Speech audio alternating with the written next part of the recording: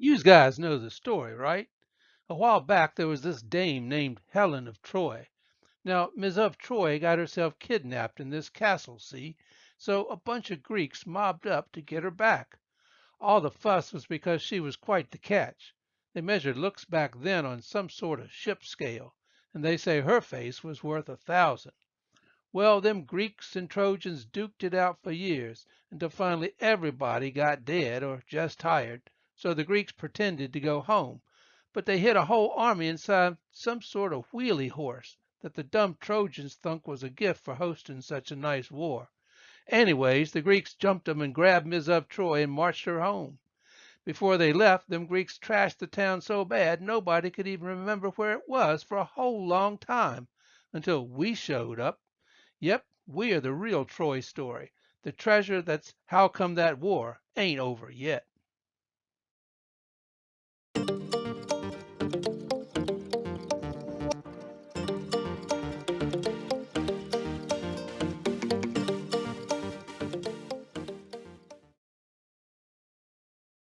We're all real famous, see? What you call King Priam's treasure. Old Priam was the fellow in charge of Troy when one of his sons swiped Helen from Greece and made her Helen of Troy. At least till her kinfolk come and got her back. Anyways, them Greeks took home a lot more than just the former Ms. of Troy. They grabbed up all the loot they could find, too. Gold, silver, jewels, and such. But they never laid eyes or hands on us. Nope. We was hid real good. Most of us is nice looking, but I'm about a 2 on that ship scale thing. I'm that big feller at the bottom of the pile, kind of round-faced with a busted lip, sitting on a rock.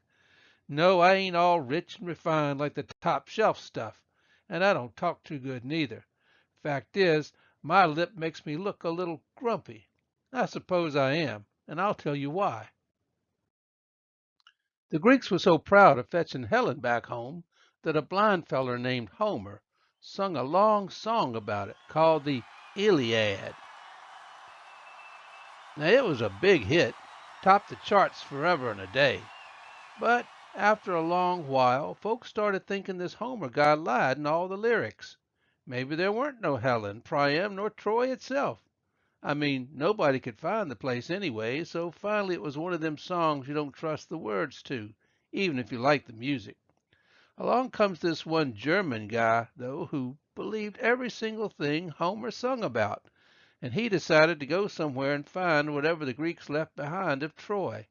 People laughed, but he was loaded enough not to care, and he paid a bunch of diggers to start tearing into a place called Hisarlik, over yonder in Turkey. I say over yonder, 'cause I ain't there no more. But that Hisarlik place was where we was dug up, me and the rest of old Priam's treasure. Now, that German guy's name was a real doozy. Hard to pronounce if you've got a busted lip like mine, so I just call him Henry Schliemann, or the boss man, 'cause he took over everywhere he went. We bumped into each other at Hisarlik back in 1873, when he smacked me upside the head with a shovel. That rung my ears a bit, and then he come after me with a big knife. He called our little get-together archaeology, but it felt like a mugging to me. Then the boss man spotted some gold stuff hiding behind me, and he got real excited. He figured right then and there that this was a treasure hid by old King Priam on the very day Troy fell to the Greeks. The boss man thunk I was a shield left behind by the soldier guarding the treasure. But I ain't. I'm more like a busted frying pan, and I won't ever, never near Trojan War. The boss, you see, kind of stretched the truth all out of shape. He was desperate to discover the lost city of Troy where Helen was fought over. He wanted to show how it all went down just the way Homer sung it. That old Greek, the boss said, was humming history, and the treasure he dug up was supposed to prove it. Problem is, me and the rest of the treasure was in the right place, but the wrong time. We ain't from when Priam was king of the place. We're from 1,000 years earlier. Nary a one of the 9,000 pieces of gold, silver, and bronze the boss man called King Priam's treasure had anything to do with King Priam or the Trojan War.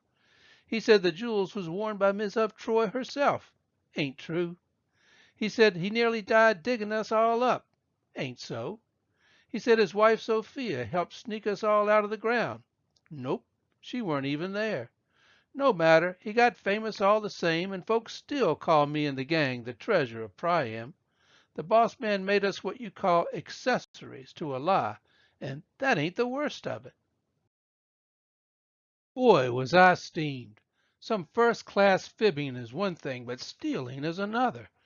Neither one is supposed to be on the resume of a real archaeologist. But the boss man sneaked me and the other stuff out of Turkey where we was legally bound to stay.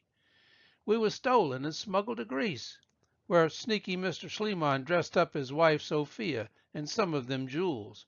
Her picture was in all the papers, pretending to show the world how Ms. of Troy dolled up for all them dances in Priam's castle. When some courts tried to seize the treasure, the boss dug deep in his pockets and paid everybody off. For the rest of his life he paraded us up and down as his personal property, promising this country and that one that he would someday give 'em the whole thing in his will. Everybody wanted me and the others. Turkey, Greece, Russia, England, America, Germany. You never heard such a fuss about it. But when the time come, we took residence in Berlin, Germany. While we was there, people kept coming to look at us, till one day, you guessed it, another great big war broke out. There weren't no Homer to sing about this one. It got real bad, so we was hid again, this time way under a zoo where the bombs couldn't get us. We heard 'em though.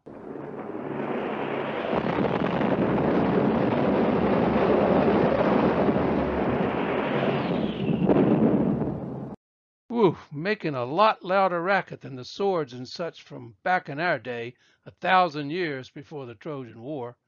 Anyways, just like the boss man had come to fetch us at Hisarlik, we got fetched again, this time from Berlin. The guys that grabbed us was all Russians. Shh, secret like, they sneaked us off. We was on the lam again.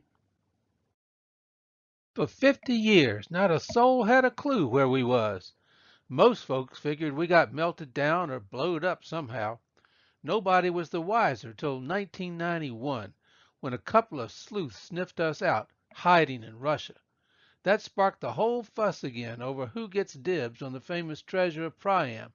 You know, the one never really owned by King Priam nor anybody else, before or since for that matter. Not all legal like anyways. Tell you the truth, I sure would like to go back home to Hisarlik. But all the lying and stealing means I'll probably stay kidnapped one place or another for a while yet. Funny part is, now I know how Ms. of Troy must have felt, dragged about and fought over all them many years ago. It's the same old Troy story that just won't quit. I'm Dr. Frank L. Holt, asking you to subscribe to this channel for more stories like this one that tell the truth in a creative format for lovers of history. I published an earlier version of this story in Aramco World magazine with illustrations by Norman MacDonald.